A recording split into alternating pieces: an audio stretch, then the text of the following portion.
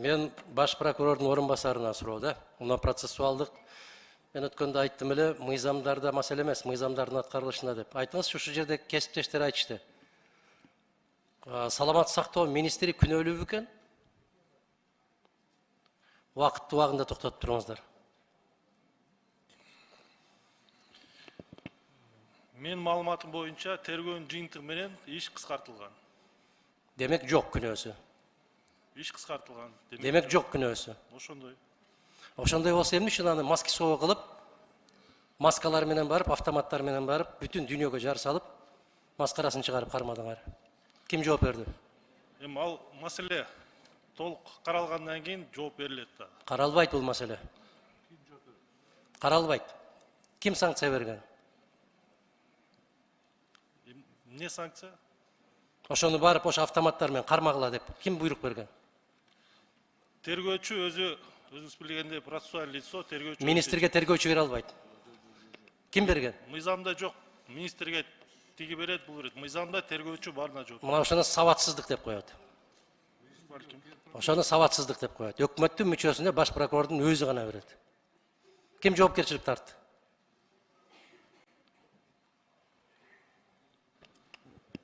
Бул маселе бүгүнкү күндө каралып элек, каралып бүткөндөн кийин толук маалымат дагы берилет. Маалымат бере албайсыңар, себеп айтып атам, жообуңар жок силердин. Мен бул маселеге урматтуу жогорку соттун төрагасы Замир Курамаевич, мен сизге кайрылардын алдында атайын бердим. Ушул сыяктуу окуяларды силер соттор дагы колдоп берип атасыңар.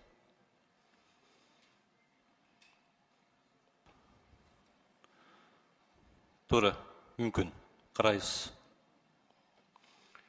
Себеп булар жаналгыч катарында алып, прокурор кандай соттун алдында ходатайство берсе, ошону колдоп берип отурасыңар да, бардык жерде. Бир да жерде болгон жок, ушу прокуратура тарабынан мыйзамсыз ушундай бир ходатайство болду, биз колдой албайбыз деген сотту көргөн жокмун. Адахан Кимсанбаевич, андай дагы соттор бар, жок эмес, бирок аз санда. Аз санда болуп жатат, жана сот реформасынын негизги максаты ошол жанагы тергөө судьялары деп атабыз. Биз бул боюнча дагы анализ жүргүзөбүз да, жакында чоң маалымат берем менчи өзүм. Ошол тергөө судьялары ушул прокуратура дейбизби, же болбосо укук коргоо органдарынын эле токтомдорун кайталап чечим кабыл алып коюп жатышат. Эч кандай юридикалык жактан баа берилбей деген сын пикирлер бар. Туура айтасыз. Ошолордун көпчүлүгү негиздүү болсо керек, себеби эмне себептен болсо керек деп аткан себеби биз анализ кылып атабыз. Абдан терең изилдеп атабыз. Бирок азыркы акыркы убактарда тергөө судьялары тарабынан мына бул жерде прокурорлор отурат, алардын багыты менен кеткен соттордо кеткен жок. Бар, бирок аз санда болуп жатат. Мына мыйзамсыз кармалып отурган 26 кишиге прокуратура кандай сөз сүйлөсө, сот ошонун башын ийке ошону карап отурат, жалдырап. Ошол эле соттор түнкү саат 6-да чыгарып берген болсо дагы, кайра актап дагы башын ийке отурат ошол жерде. Мен сизге аябай чоң ишеним артканмын, дагы эле ишенимде отурам. Замир Курамаевич, мен абдан чоң ишеним артканмын. Төрага болуп дайындап атканда, азыр дагы ошол ишенимде турам. Ошол жактардын карасаңыз, соттордун баарын жетелеп алыптыр булар. Мен айттым, ошол булардын жүрөгүн дагы, бетин дагы кайсы материалдан жасайт болду экен. Кып-кызыл жалганды үйүп турса дагы сот туура дейт, ушуларды туура деп атат. Мына кыргыз сотунан жабыркабаган, жаран калган жок бүгүнкү күндө. Мунун жанагы саламаттык сактоо министри жакшы, бир чоң жигиттин досу экен, эптеп чыгып кетти. Калгандары кайда болот? Досу жоктор эмне болот? Адилеттүүлүктү кайдан издейт досу жоктор?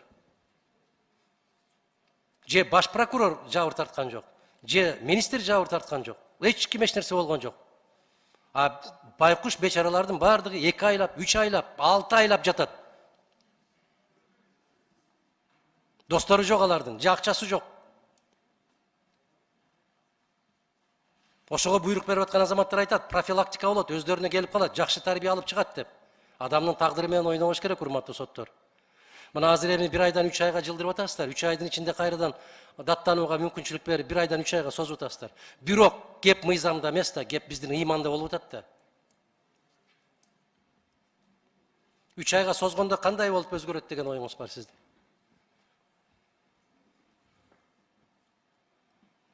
Эми мыйзамдын талаптары так аткарылыш керек. Албетте мыйзамдардын талаптары аткарылбай жатса, же болбосо ыйман тебеленип тепселип жатса, бул, конечно, бул кечиримсиз. Мыйзам боюнча ошол кармалып жаткандарга Мадумаров киргенге да укугу бар, Асанов, Тешебаев, Балтабаев киргенге да. Бирок Балтабаев, Тешебаевтар кирет, Мадумаров кирбейт деп отурат мына прокуратуралар. Отурат ушул жерде. Мыйзам баарыбызга бирдей, бирок Мадумаров көзгөчө иштеп атат. Кирбейт Мадумаров, алар менен жолукпайт. Агахан Кимсанбаевич, ошон үчүн мен жана жогоруда айтып кетпедимби? Маны сиздер баарыңыздар тең түшүнүп атасыздар. Сот реформасы десе, бул сот реформасы сотторго гана тиешелүү деген кээ бир түшүнүктөр болуп жатат окшойт. Окшойт эмес, ошондой болуп жатат да. Сот реформасы баарына тең тиешелүү. Сиз айтып аткан ошо прокуратура, тергөө орган жана башка укук коргоо кызматкерлерине керек болсо жана мен кайра кайталап коеюн, айыл башчыларына чейин баарына тең тиешелүү болчу. Ошон үчүн эгерде бул сот реформасы деп сотторду гана карай бербей, же болбосо эле кечке эле сотторду жаманатты кыла бербей, баары тең чогуу реформа жүрүш керек. Муну ошондо гана оңолобуз. Албетте мен кошулам. Эгерде сиздин жанагы айтып аткан пикирлер боюнча өзүңүз айтып кеттиңиз, ушуну кайталап эле чыгарып атышат депчи. Мындай сөздөрдү сизден гана эмес, мен аны карапайым адамдардан дагы, же болбосо башка интеллигент адамдардан да угуп атам. Көп угам мен, аябайчы. Ошон үчүн биз азыркы учурда далалат кылып, аракеттенип атабыз. Бул аракет жалаң менин аракетим менен эмес, сот системасынын өзүнүн аракети эмес, бүтүндөй масштабна бардык бийлик структуралар тарабынан колдоого алынганда, ошондо гана сот реформасы жүрөт. Эгерде колдоого алынбаса, албетте жүрбөйт. Сиздердин айтып аткан сөздөр, ушулардын бардыгы тең ошол сот реформасынын бир кирпичи, бир тешигин жамаганга бир эске алына турган сын пикирлер. Муну мен мойнума алабыз. Алып келгенбиз, дагы алабыз. Албаганда каяка бармак элек. Оңолол десек, эгерде сын пикирлер негиздүү болсо, ошону эске алып туруп анан алдыга жылсак болот. Мен эми жалтаңдабай эле айтып атам мунучу. Бул мамлекеттик деңгээлде жүрүш керек. Сиздердин колдооңуздар менен. Мыйзам демилгеңиз бар, укугуңуз бар, ошону биз сизден күтөбүз. Рахмат.